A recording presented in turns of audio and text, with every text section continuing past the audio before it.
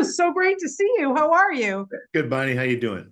I'm great. Oh, it is so wonderful to see you in this show. And I've got to ask you, I'm sure you get approached, 40,000 times a day with Yeah, scripts that are, every day, horror, 40,000 at least times. Yeah. 40,000, horror, thriller. But at this point in your career, what kind of draws you? Because I'm sure if it's schlockily written, you're kind of like, nope, been there, done that.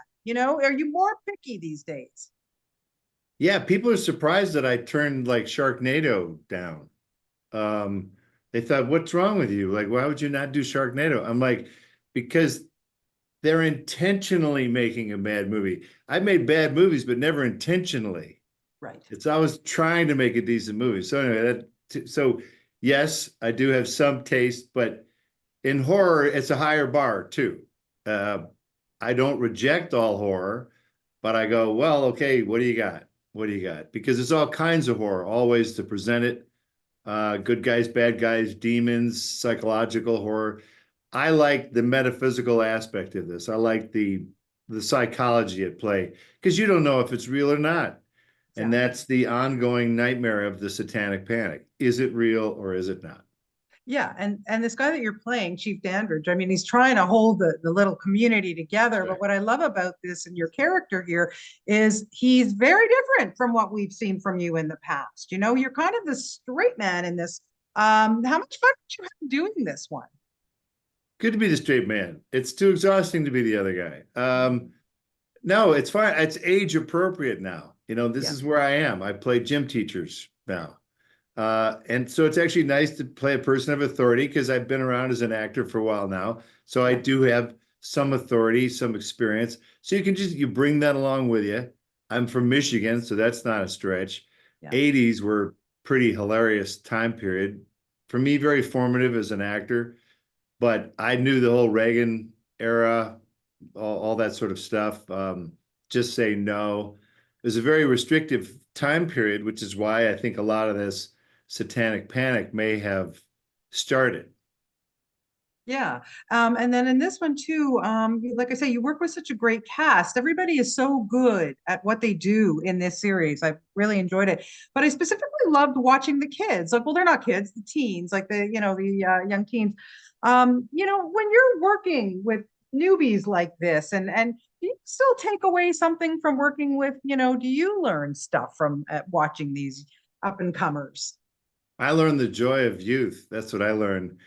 I learned the optimism they have in their eyes. Not the jaded of an older actor coming on set. They get excited, and that gets me excited because they're Yeah. like, "Damn, I'm in a TV show for Peacock. This is huge." And they're all so pretty, and they're all so full of collagen, and it's impressive. So my job, I think, is just set some form of an example. Like I try to know my lines.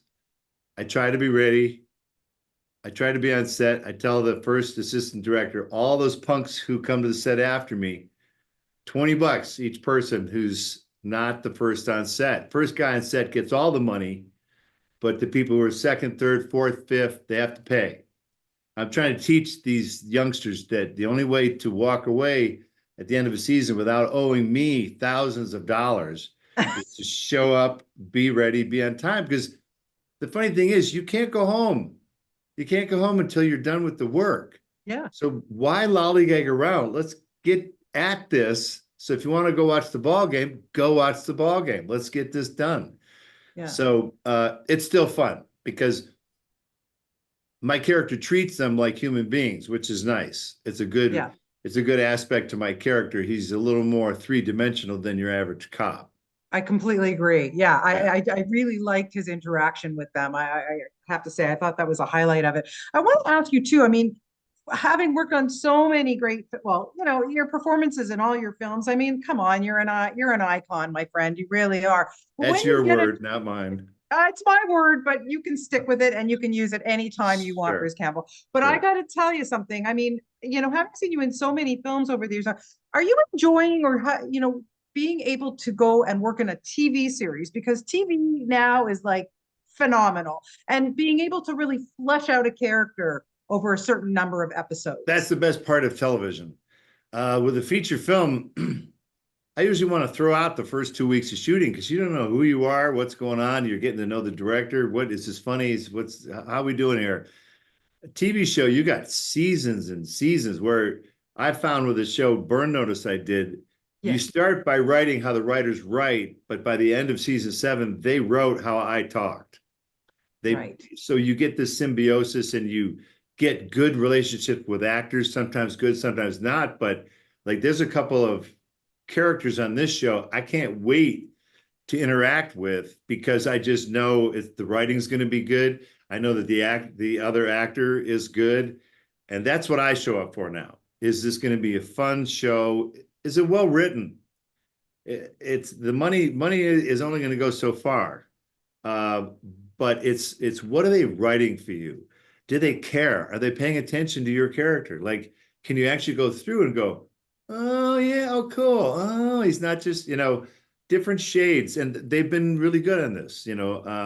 Matthew Kane and all his team, you can tell when the writing's better. And in my opinion, the more I do this, writing is everything. Yeah. Yeah. Writing Well, is like not something you throw off. If you don't have a good writer, you don't have anything. yeah. Well, you give us great performances, and I just have to know my last question very quickly. Sure. Favorite heavy metal band? I don't have any. I hate heavy metal. Ah, Yeah, I'm a okay. Carpenter's guy. Oh my God, same.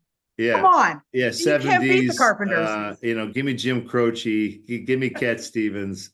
Yeah, you Yeah. can shove your metal. You, my friend, we're from the same era. I can tell you that right now. Thank you so much. Please come visit us in Toronto again sometime I soon. And will. I always, love that town. Thanks. always a pleasure talking to you, Bruce. Thank you very See much. ya.